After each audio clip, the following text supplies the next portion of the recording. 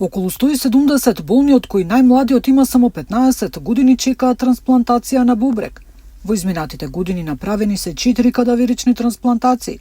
8 пациенти добија бубрек од почина донор.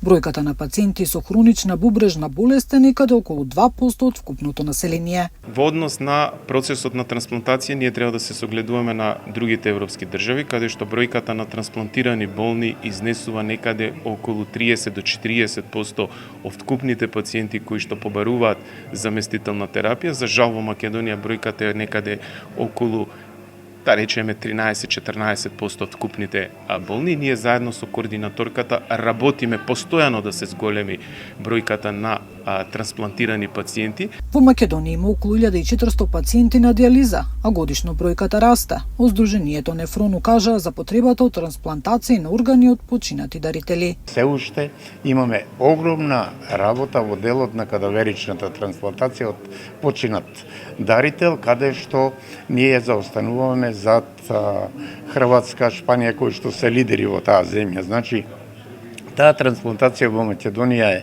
е во некаква синусоида. Имаме години кога имаме по десетина трансплантации годишно, имаме години кога немаме ни една или едва и да имаме една-две. Докторите посочуваат дека има застој во трансплантациите, бидејќи за донорот да биде валиден мора да биде исклучиво мозочна смрт. Ако направиме една едноставна математика дека во нашите интензивни неги на годишно ниво се хоспитализираат 1000 пациенти, просечната смртност е 20%, од тие 20%, еве да земеме горната граница, 5% нека се мозочна смрт, ние имаме навистина еден мал пул.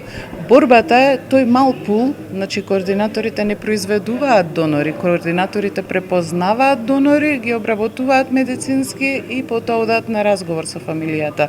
Борбата е од тој мал пул ние да бидат никој да не остане непрепознаен навремено, велам. Сдруженијето Нефрон бараат зголемување на бројот на кадаверични трансплантации, подобрување на диализата и реновирање на центарот за трансплантација. Нина Ритоновска, Сител телевизија.